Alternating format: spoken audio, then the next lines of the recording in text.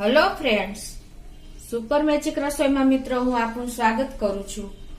આજે હું ચકરીની રેસીપી તમારી સાથે શેર કરું છું, તો તમને ચોક્કસ ઉપયોગી થશે। ગમે તો લાઈક કરજો, શેર કરજો અને સબસ્ક્રાઇબ કરવાનું તો ભૂલતા જ નહીં।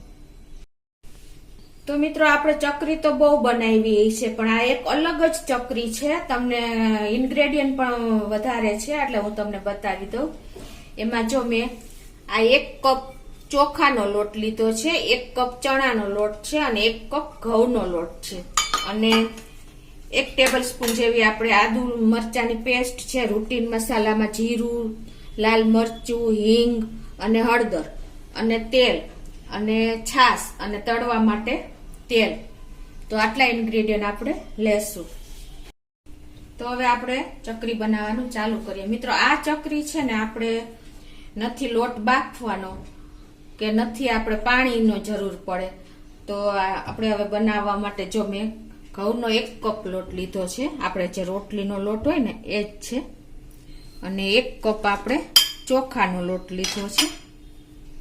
આપણે ચકરી મોસ્ટ ઓફ ઘઉંના લોટની કે ચોખાના લોટની જ બનાવતા હોય છે, પણ આજે આપણે 3 લોટ લીધા છે અને આ 1 કપ ચણાનો લોટ લીધો છે।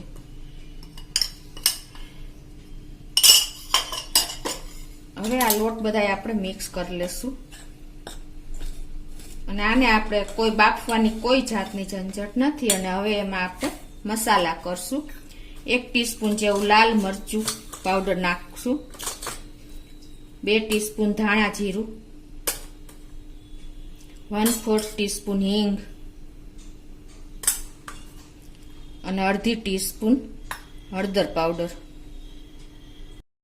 તો આપણે 1 ટીસ્પૂન જેવું મીઠું નાખી દેશું અને 1 ટેબલ સ્પૂન આપણે આદુ મરચાની મેં પેસ્ટ કરી છે એ નાખશું। પેસ્ટ કરવામાં એકદમ આપણે બારીક પેસ્ટ કરવાની છે, નહીતર આપણે મશીનમાં જે ચકરી બનાવીને એમાં બહુ પ્રોબ્લેમ આવે છે, એટલે આ પણ તમે ખાસ નોટ કરજો।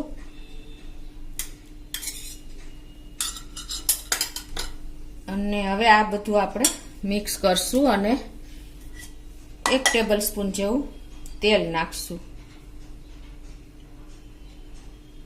ટૂંકમાં આપણે મુઠ્ઠી પડતું મોણ કરવાનું છે અને હવે આ બધું આપણે મિક્સ કરી લઈશું।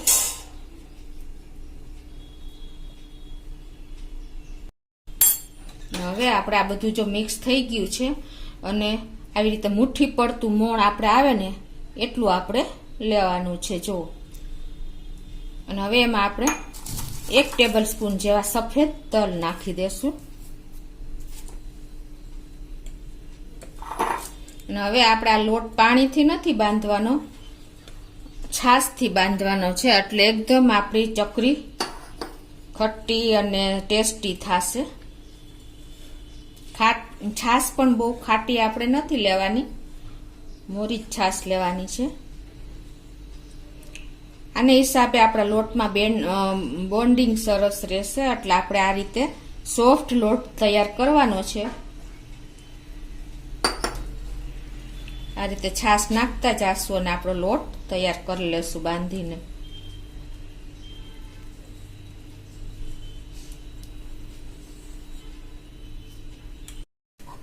તો આ રીતે જો આપણે ચકરીનો લોટ તૈયાર કરી લેવાનો છે, આવો સોફ્ટ હોવો જોઈએ। હવે આને આપણે સેજ તેલ વાળો હાથ કરીને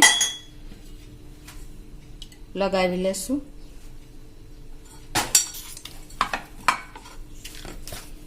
એકદમ સરસ આ રીતે આપણે તૈયાર કરીને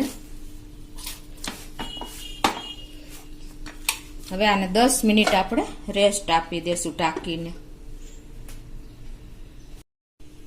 તો આપણે જો લોટને રેસ્ટ આપ્યો, એને 10 મિનિટ થઈ ગઈ છે અને જો આપણો આવો લોટ આપણો સોફ્ટ બાંધ્યો છે। આ લોટ બાંધવામાં આપણે 1/4 ગ્લાસ જેવી છાશ જોઈ છે, એટલે તમને પરફેક્ટ મેજરમેન્ટ સાથે જ મેં આજે ચકરીનો લોટ બતાવ્યો છે। હવે આપણે આમાંથી એક લુવો લઈને આવી રીતે સિલિન્ડર શેપ આપી દેશું અને આપણે જે સેવનો સંચો આવે છે ને મશીન, એને આપણે આ રીતે પેલા ઓઇલથી ગ્રીસ કરી લેશું।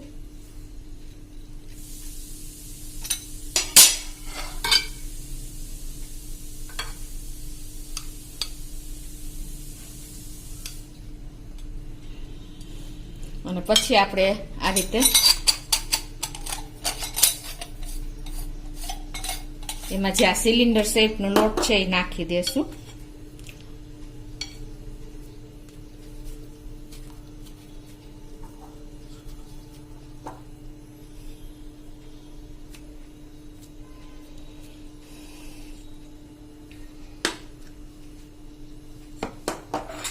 અને પછી આપણે આ જે નીચેનો ભાગ છે ને એને પણ આપણે આ રીતે સેજ ઓઇલ કરી લેશું એટલે આપણે ક્યાંય લોટ, જો કે આ લોટ ચીપકતો ન હોય પણ સેજ તમારે ઓઇલ વાળો કરો એટલે ઈઝી પડશે.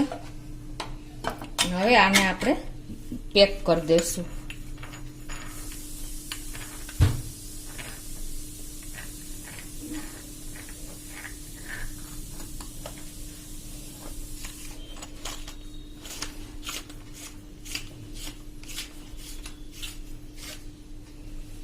હવે આપણે પ્લેટમાં ચકરી તૈયાર કરી લેશું. એના માટે આપણે એક પ્લેટ લેશું.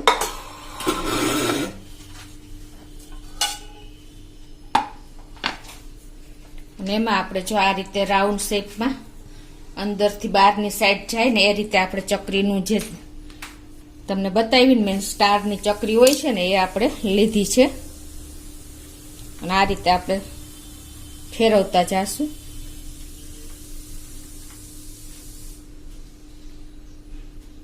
તમે જો આવી રીતે લંબાઈમાં પણ તમે આવી રીતે ડિઝાઇન કરીને તમે ચકરીનો શેપ આપશો તો એ ઝડપથી તમે ચકરી તૈયાર કરી શકશો. જો આ રીતે કરીને પછી તમારે આ રીતે અને ચકરી જેવડી તમારે સાઈઝ બનાવવી હોય ને એ સાઈઝની તમે ચકરી ઈઝીલી તૈયાર કરી શકો છો. અને પછી તમે આને આ રીતે કટ મૂકીને સ્ટીક કરી દેવાની બીજી ચકરી આગળ. આ રીતે તમારે જો આ એકદમ ઈઝી આપણે ચકરી તૈયાર થાય છે. ઓલો તમે રાઉન્ડ શેપ આપતા જાવ ને તો વધારે ટાઈમ લાગે, પણ આમાં તમારે જરાય ટાઈમ નહીં લાગે. તમને આ પણ હું તમને એક ટ્રીક જ બતાવું છું. આ રીતે તમારે સીધી લાઈનમાં ચકરીનો લોટ પાડી દેવાનો. પછી તમારે જેવડી સાઈઝની ચકરી કરવી હોય ત્યાંથી આ રીતે કટ લગાવીને અને તમે ઈઝી ચકરી તૈયાર કરી શકો છો. કોઈ ટાઈમ નહીં લાગે ચકરી પાડવામાં મિત્રો. જો તમારે આ રાઉન્ડ રાઉન્ડ શેપ કરતો જવાનો છે અને આ રીતે તમારે તૈયાર કરતી જવાની છે. આ રીતે જ આપણે બધી ચકરી જુઓ. આ મેથડ તમને બહુ ઉપયોગી થશે. જે બિગનર્સ છે, જેને આમ ફાવતું ન હોય હજી ચકરી બનાવતા, એના માટે આ મેથડ તમને ઉપયોગી રહેશે. પ્લસ આપણે આજે 3 લોટ મિક્સ કરીને ચકરી બનાવી છે એટલે આપણે એમ તૂટવાનો પણ ડર નહીં લાગે. અને પેલો ચોખાનો લોટ હોય કે ઘઉંનો લોટ હોય તો પણ તમે જો આ રીતે ચકરી કરશો ને તોય પણ તમારી ચકરી નહીં તૂટે અને તમે ઈઝીલી ચકરી તૈયાર કરી શકશો. તમે જોઈ શકો છો હું કઈ રીતે બનાવી રહી છું. આ રીતે જો આપણે ચકરી બધી તૈયાર કરી છે અને આ બાજુ આપણે તેલ પણ ગરમ કરવા મૂકી દીધું છે. તેલને આપણે મીડિયમ એવી બહુ એકદમ ફૂલ ગરમ નથી કરવાનું, મીડિયમ જ ગરમ કરવાનું છે, નહીતર આપણી ચકરી કાચી રહેશે. હવે આપણે જો આ રીતે એક પછી એક ચકરી અંદર મૂકતા જાશું. અને ગેસની ફ્લેમ મિત્રો આપણે મીડિયમ જ રાખશું.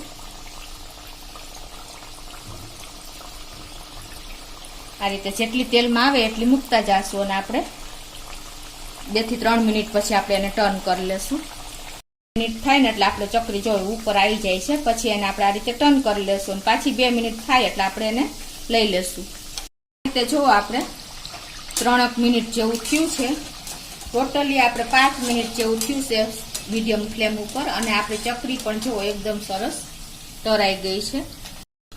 તો હવે એને આપણે જો એકદમ ક્રન્ચી થઈ છે, અવાજ પણ આવતો હશે. હવે આપણે પ્લેટમાં લઈ લેશું. એ જ રીતે હવે આપણે બધી ચકરી તરી લેશું. તો જો આપણી બધી ચકરી તરાઈને રેડી છે તો હવે આપણે એને સર્વ કરી લેશું. અને જો મિત્રો આપણી એકદમ ફરસી અને બાર જેવી જ આપણી ચકરી થઈ છે. એકદમ અલગ જ મેથડથી મેં તમને બતાવી મિત્રો. અને જો આમ તોડી એટલે ભૂકો થઈ જાય. જો છે ને એકદમ સોફ્ટ અને એકદમ મસાલાથી ચટકેદાર એવી આપણી ચકરી તૈયાર થઈ છે મિત્રો. તો તમને ચોક્કસ મારો વિડીયો ગમશે. ગમે તો લાઈક કરજો, શેર કરજો અને સબસ્ક્રાઈબ કરવાનું તો ભૂલતા જ નહીં.